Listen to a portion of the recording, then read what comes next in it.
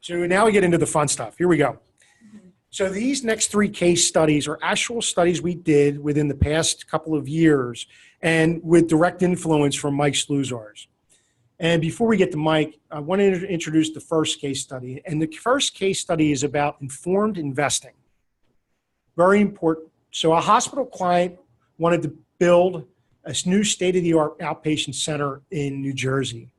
A couple of important facts about this. The plot of land had been purchased, and the project was confirmed, and the C-suite management at the hospital wanted to move forward with the project.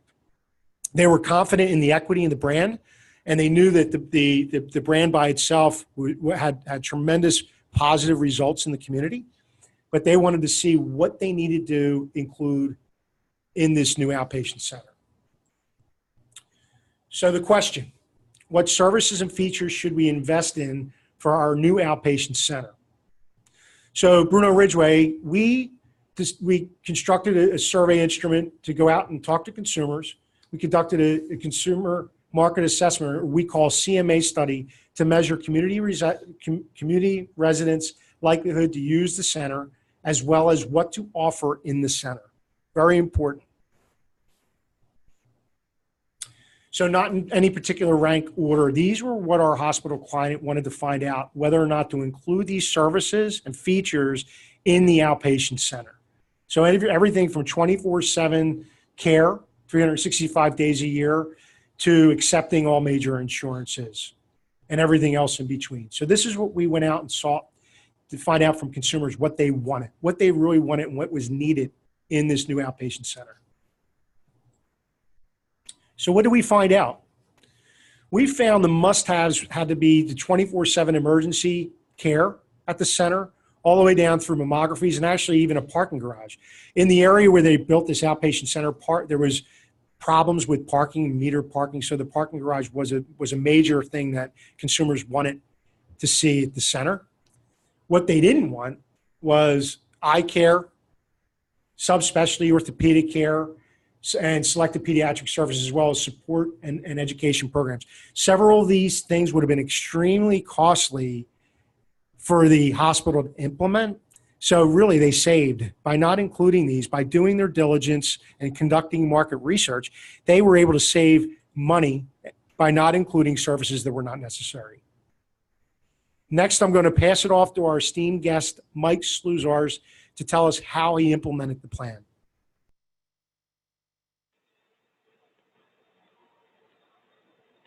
Thanks, Joe. Thanks, Joe, and welcome everybody. What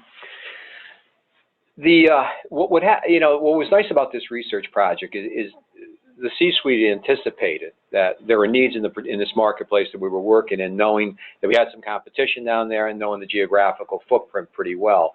What the research allowed us to do, and you can see the difference between this slide and the previous slide where we had everything up there that we thought we needed to do. This slide really drilled down and provided the senior leadership with a really clear map on what we needed to put in place in this particular outpatient center and what would be successful. You know, if you look at the previous slide and, you know, things that from an operational perspective or from a business perspective, initially, pharmacy services sound great, pediatric subspecialty services are wonderful, women's services, surgical subspecialties.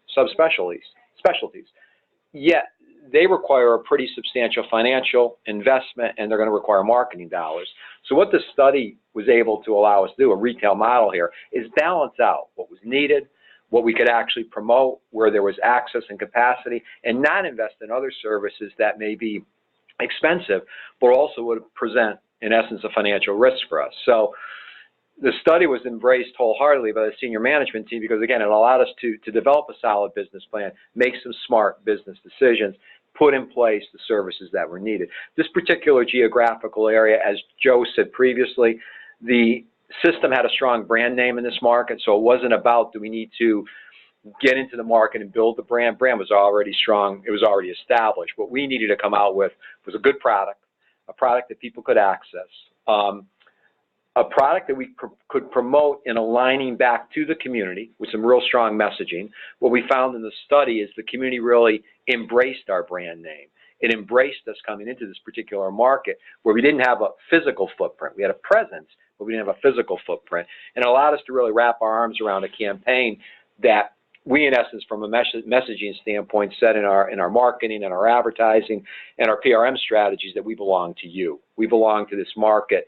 It is all about you, and we're bringing you the services that you need. So results were relatively phenomenal and relatively quick to attain.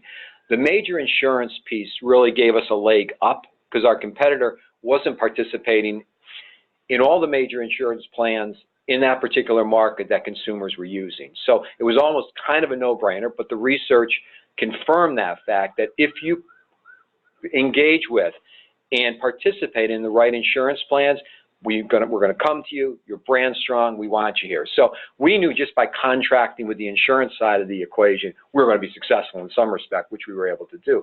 What was interesting, though, is there's a lot of primary care services in this building, and there's an emergency room in this building. The emergency room almost immediately began to run at full capacity. Need, access, availability, the complete retail model. Primary care side, as all of you know, sometimes it's difficult to build primary care business for practitioners that come into an outpatient center, go under the brand name, maybe lose their individual practice name.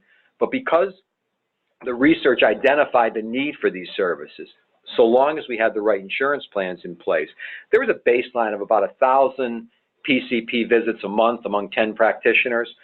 Within 60 days, we were averaging 2,000 to 2,500 PCP visits a month.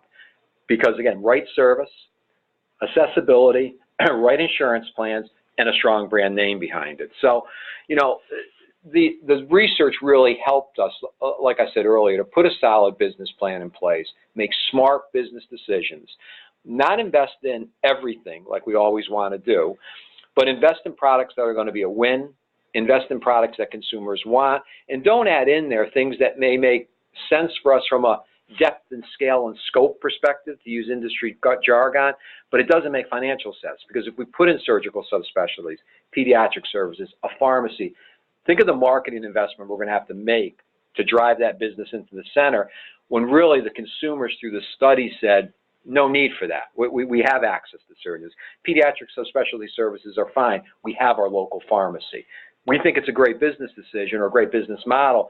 Research said you might not want to go down that road. We didn't go down that road, and we're able to obviously open an outpatient center to this day that's very successful from a volume perspective, access perspective, and just from a financial perspective. It's just been a win-win across the board for the community, for the health system, and the physicians and practitioners in that market. So I think it was a great way to take a look at using research to build out what you need in a particular center that you were going to open one way or the other.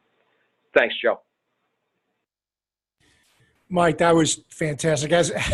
As all the people on this webinar could see, you really take research seriously, and especially in all cases, but when you're making a major decision to build a center, you need to make it's an informed investment, and you need to really establish whether or not you're including what needs to be included, you know, the best options and features for the community. One question I have for you, and I just don't remember, but if you can answer, how long did it take from when we started the market research through the actual opening and discovery of how well the center was doing, Mike? How long did that whole process take approximately, if you know that? Yeah, Joe, sure. It was about 2 years, because the smart thing that we did here is we went into the research project with Bruno and Ridgway prior to even putting a shovel in the ground per se. You know, we basically did the smart thing to say, you know, we're going to do this. We've got the capital and the financial backing and the financing to do this outpatient center. We're committed to doing it. What are we going to put in it? We're going to build this building. We're going to build a 3-story structure with all these services. So we basically, Joe, did the research early on, which was smart, because we were able to plan out early on before we even started to put walls up and doors in and entryways. We already kind of knew what type of service lines we were going to build out. So while the research might have been 18 to 24 months prior to opening the door and treating the first patient, smart time to do the research, because we built the building out based on what the research was telling us.